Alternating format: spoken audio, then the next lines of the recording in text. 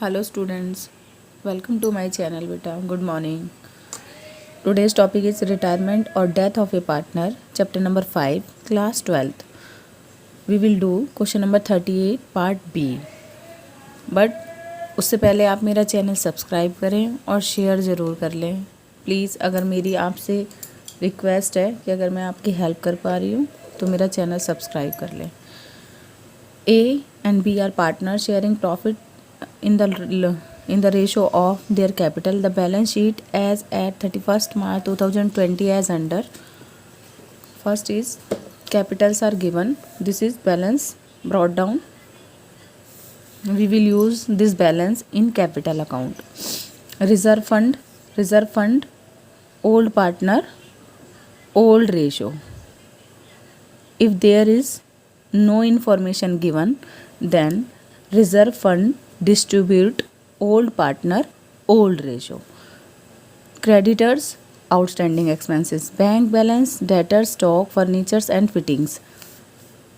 A retired, then A retired और capital ratio है Capitals account में, तो 2:1 हो जाएगा और A रिटायर है तो A पे सर्कल कर लो। क्लियर।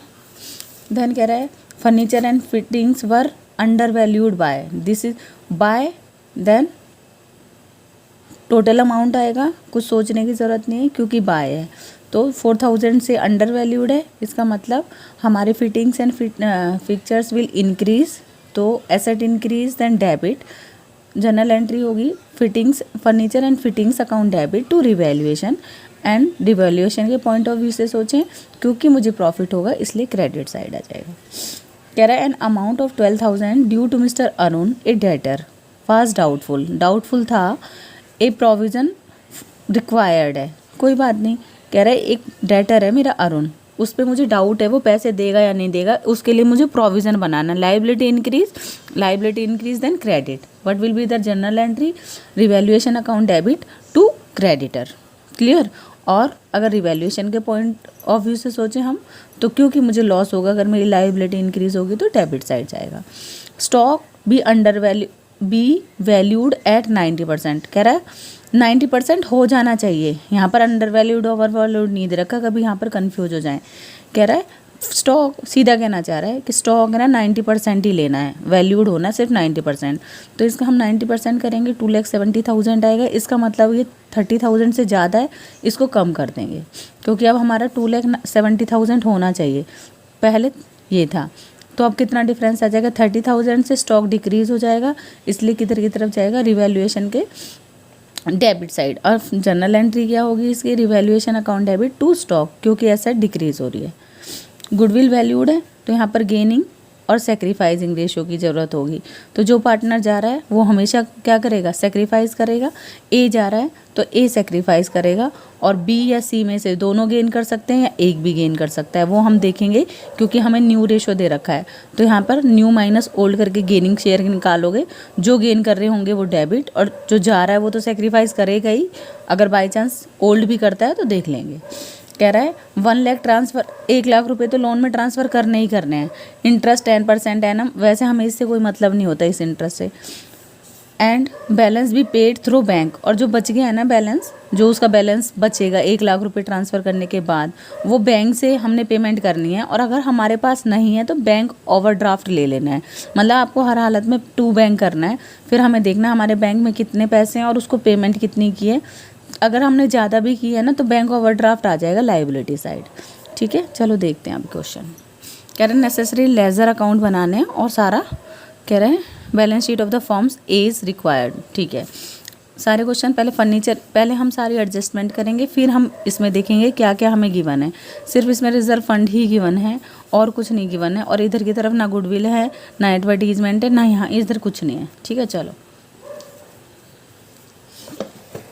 क्या कह रहा है, सबसे पहले furniture fittings be under valued है तो इसे ओवर करेंगे bye furniture and fittings 4,000। Amount debtor है, मतलब डाउटफुल है, प्रोविज़न फॉर डाउटफुल डेटर्स बनाने हैं, 2 provision for doubtful debtors 12,000। Clear. उसके बाद है स्टॉक 90% वैल्यूड होना चाहिए, इसका मतलब कम कर देंगे हम उसे 30,000 से, टू स्टॉक 30,000।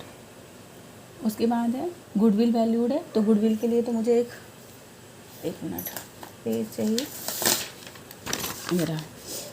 फर्म्स गुडविल कितनी दे रखे है, फर्म्स गुडविल इक्वल टू 60,000 और ओल्ड रेशो क्या गिवन है, old ratio is equal to 2:2:1।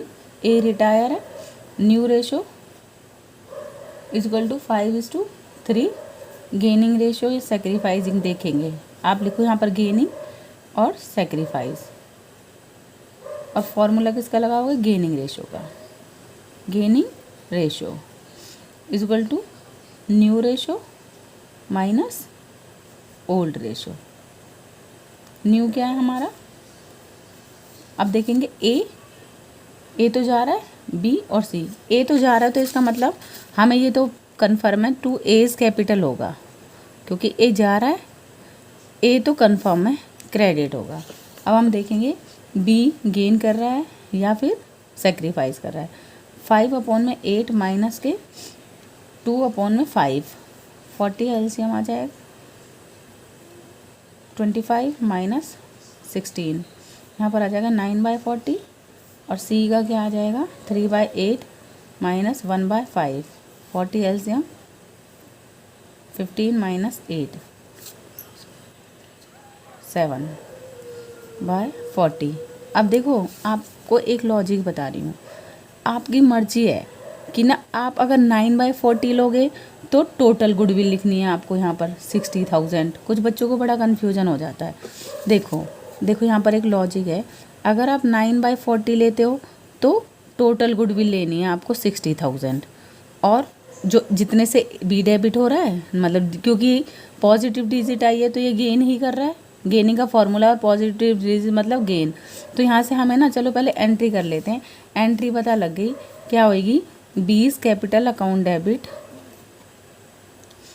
Seize capital account debit to A's capital. ठीक है, अब आपको कुछ बच्चे बड़े कंफ्यूज हो जाते हैं कि मैम पूरा शेयर लेना है, जब पूरा शेयर लोगे तो हमेशा टोटल फर्म की गुडविल से कैलकुलेट करते हैं।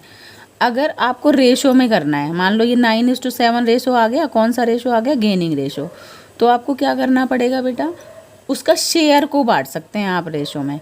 अगर ये वाला ले रहे हो, ये वाला शेयर ले रहे हो तो टोटल, और अगर रेशो में बांटनी है तो क्या करोगे, उसका शेयर कितना आया था 60,000 में, उसका शेयर था 2/5, है ना,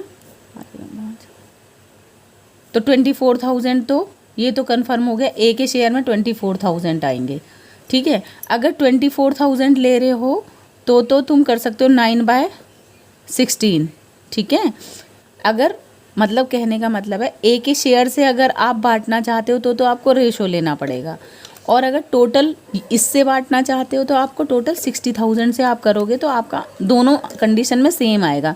कुछ बच्चे क्या करते हैं 60,000 को 9:7 में बांट देंगे, वो गलत हो जाएगा। अगर आप टोटल ले रहे हो 60,000 ले रहे हो मान लो, तो 60,000 ऐसे करना है, और अगर आप उसके शेयर को बांट रहे हो कौन से रेशो में, गेनिंग रेशो में, तो शेयर को आएगा, मतलब शेयर लेना पड़ेगा 16 ही, 24,000 को आप इस रेशो में बांटोगे तो भी सेम आएगा आंसर। तो ये आ जाएगा 1,35,000, 1,35,000 नहीं 13,500। ठीक है, दूसरे का आ जाएगा 7, 10,500। ठीक है, आ गया, और इसको भी बांटोगे तो भी यही आएगा। क्लियर, तो ये आ गया हमारा 13,500, 10,500। अब हमें ये तो पता लग गया कि ए की कैपिटल, क्योंकि वो जा रहा है हमेशा सेक्रीफाइस करेगा, जब भी जाएगा सेक्रीफाइस करेगा, तो 24,000 ए की कैपिटल में क्रेडिट साइड आ जाने चाहिए, और बी और सी की कैपिटल डेबिट हो जानी चाहिए, है ना। मतलब रीज़न किसकी वजह से, बी और सी, तो ए में ट्रांसफ़र करेंगे, तुम करोगे बाय ए बीज कैपिटल और बाय सीज कैपिटल, और लिखोगे किस में, ए में, तो 13,500 और 10,500। क्लियर, और क्योंकि ए और बी डेबिट हो रहे हैं तो यहाँ पर लिखोगे टू सीज कैपिटल, रीज़न लिखते हैं हमेशा, किस किस की वजह से, 13,500 तो ए और 10,500 बी। ठीक है, क्लियर हो गया। चलो गुडविल का भी ट्रीटमेंट कर ही दिया। उसके बाद कह रहा था कि हमें उसके लोन में ट्रांसफ़र कर देते हैं 1 लाख, तो टू एज लोन। और मुझे लगता है 1 2 3 4 5 सारी एडजस्टमेंट्स हो गई है ना। एक मिनट थोड़ा सा इधर कर लेते हैं। सारी एडजस्टमेंट्स हो गई। देखो फिटिंग फीचर्स भी हो गए, ये भी हो गया, स्टॉक भी हो गया, गुडविल भी हमने वैल्यू कर दी, ए में जो कह रहा है और जो बच गया वो उसके कर देंगे ट्रांसफ़र, और सारी हो गई। अब हमें देखना है बैलेंस शीट में तो कुछ गिवन नहीं है, हाँ गिवन है रिजर्व फंड, तो इसको भी ओल्ड पार्टनर ओल्ड रेशो में बांटेंगे, लेकिन पहले बैलेंस ब्रॉट डाउन लिख लेते हैं। By balance brought down 2 lakh और 1 लाख बाय रिज़र्व फंड कितना है 40,000 को ओल्ड पार्टनर ओल्ड रेशो में, 40,000 का 2/5 तो ये आ जाएगा 16 16 और 8। ठीक है, अब हम रिवैल्यूएशन का देख लेते हैं, प्रॉफिट आ रहा है या लॉस आ रहा है। तो क्या आ रहा है हमारा रिवैल्यूएशन का, इधर है 32, इधर है 4, तो ये लॉस आ रहा होगा 42 टोटल आ जाएगा, ज़्यादा वाला होता है 42 में से माइनस करोगे 4 तो यहाँ पर आ जाएगा 38,000। क्योंकि रिवैल्यूएशन मेरा नॉमिनल अकाउंट होता है, कौन सा अकाउंट होता है नॉमिनल, और इधर debit all expenses and losses, credit all incomes and gain, और इसको हम क्या कहते हैं P&L एडजस्टमेंट अकाउंट भी बोलते हैं। 1 मार्क्स में आ जाएगा क्वेश्चन। तो लॉस आया है क्योंकि लॉस वाला बैलेंस ज़्यादा है, तो इधर आ जाएगा बाय लॉस ट्रांसफ़र टू कौन कौन, A is capital old partner old ratio में, बी इज़ कैपिटल सीज, क्योंकि यहाँ पर तो सारे थे ना, सी रिटायर हो रहा है तो लेके जाएगा रिवैल्यूएशन में से अपना शेयर, एडमिशन में इसलिए ओल्ड ही आता है। 38,000 को 2/5 करेंगे हम, 535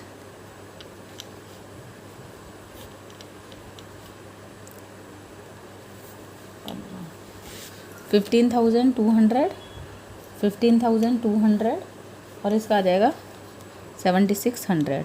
क्योंकि लॉस आया है तो कैपिटल डिक्रीज़ होंगी, क्योंकि कैपिटल का कौन सा बैलेंस होता है क्रेडिट बैलेंस, इंक्रीज़ तो इधर और डिक्रीज़ तो इधर।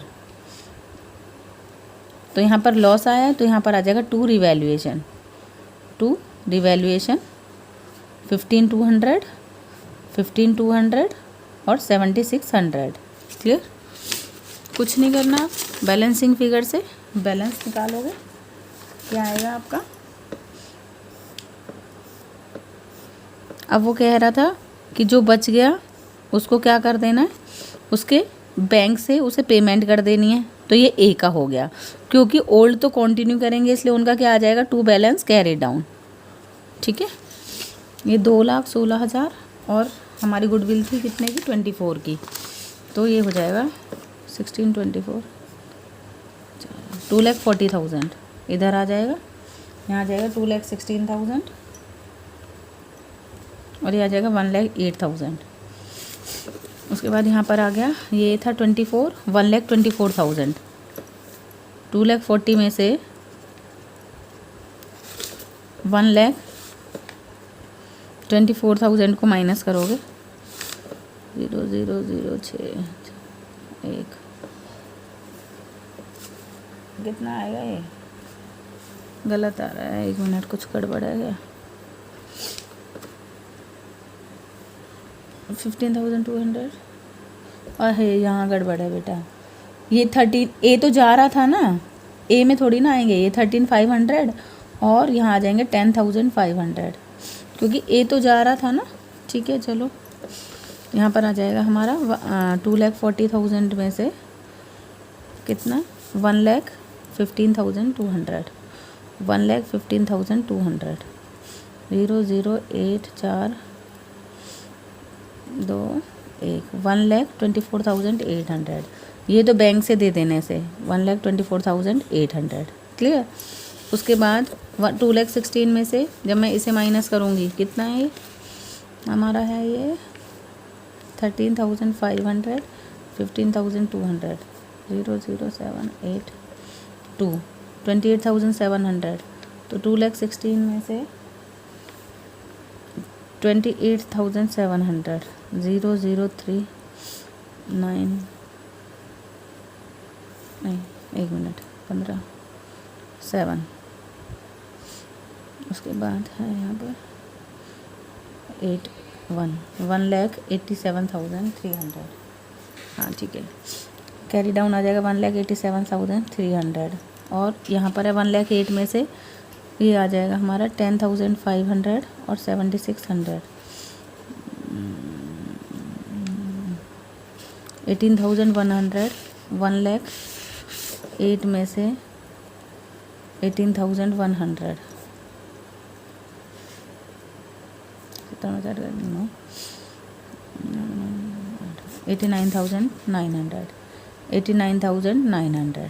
ठीक है, यहाँ तक समझ में आ गया होगा। ठीक है, ओके। अब कुछ नहीं करना, अब बैलेंस शीट बनानी है सिर्फ। तो ये आप लोगे बैलेंस शीट और क्या करोगे, बैलेंस कैरी डाउन तो कौन सा वाला आ जाएगा, कैपिटल ये वाली आएंगे 18,000, 1,87,300 और 89,900।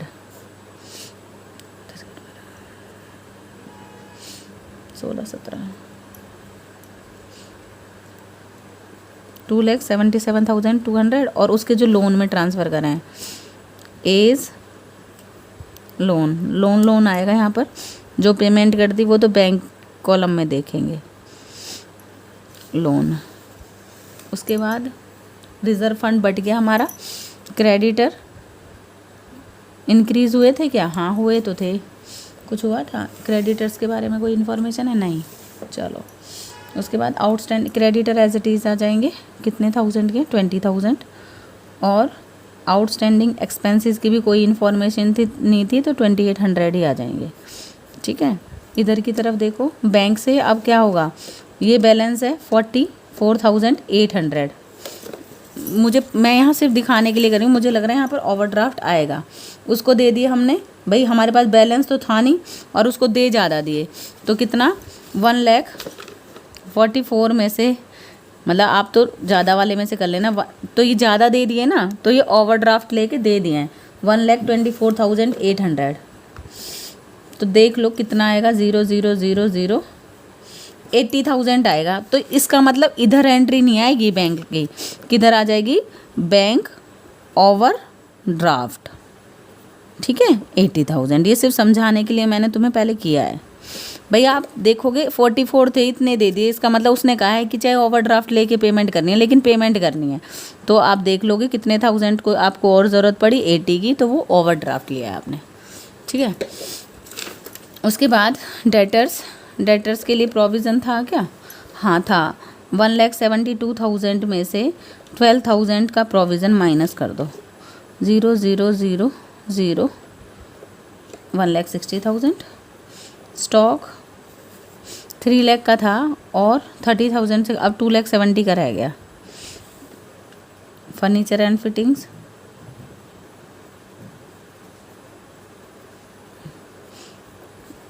इंक्रीज़ हो गई थी 4,000 से, तो अब 50 की हो गई। ठीक है, और कोई एडजस्टमेंट नहीं है। अब टोटल कर लेते हैं, कितना आएगा ये, 1,60,000, 2,70,000 और 50,000।